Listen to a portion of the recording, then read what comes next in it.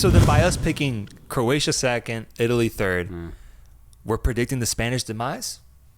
Yeah, Albania at the top of the group, bro. Albania's top in this group, bro. They got to, man. This is the best Albanian team ever. In their history. In their history, man. And contextually, not a long history of success. Let's make that clear. Be honest. Their first appearance in a major tournament was just in 2016 in the UEFA Euro 2016. And I actually remember that how important it was, or how massive of a moment it was, that Albania qualified for a major tournament. It was their debut. And honestly, when you look at how they approached that tournament, it was very defensive, yes.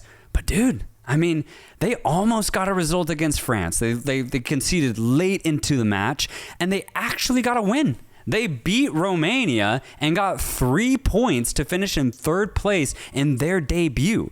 It was a really magical moment for Albania in their debut to actually garner 3 points at a major tournament. So I think Albania kind of rode that way for a long time after having not made any major tournament since then, but they're back. This Albanian team is back, and under Brazilian manager Silvinho, I actually think this team is a lot better than in 2016. And if they're able to get 3 points then maybe there's actual genuine hope for this version of Albania, because I think they're a lot more progressive. They're a lot more courageous when they go forward. And when you look at the squad, there's actual talent here that I truly don't think that they had 8 years ago. You got the pivot of Ramadani and Aslani as one of the biggest focal points for this team. They got players at Brentford, Frankfurt, Atalanta, Lazio, Sassuolo, Inter, Fulham, Chelsea, I believe. I think the biggest thing for this Albanian team, based off how they play and how Silvinho has them set up, is the transitions. Transitions.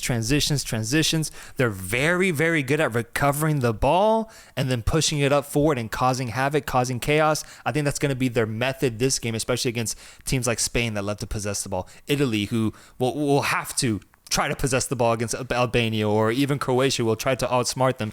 They're going to have to play on the counter, and I think they can actually succeed with that approach because they played into that the entire Euro qualification, and it worked. Yeah, it worked. And you already highlighted some of the players, but I want to re-highlight them because player like Bayrami for Sassuolo, he brings a bit of filth to this Albanian side. He gives them character, and it's a player that they haven't really had before in their past. A guy who has genuine handles and, can progress the ball forward very creatively. Ramadani's the perfect cover for a player like Bayrami, and then Aslani just had his breakout season at Inter Milan. He's an Italian champion.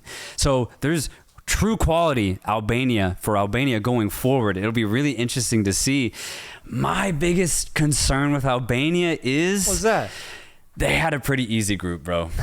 Qualification There's a couple group. of teams that qualified into this tournament that had some easy groups, and that's what makes it hard to gauge. I'm with it. It's a little tough to gauge, and they haven't really played any other teams outside of that Euro qualification side. So I don't know how this version of Albania plays against a Spain, plays against an Italy, plays against a Croatia. I have no idea, because they had the Czech Republic and Poland in their group. Man. Poland, mediocre as fuck. Don't even talk about Poland to me, bro. I don't even want to hear about Poland. And the Czech Republic, a solid That's team. the toughest test. But that's all I can say for Czech Republic. We'll get to them later, is that they're a solid team. So does that mean Albania is also just a solid team with maybe some special players in Aslani? I wonder. That's why I'm excited about this year, is because it'll be another massive moment for Albania to show out for their country.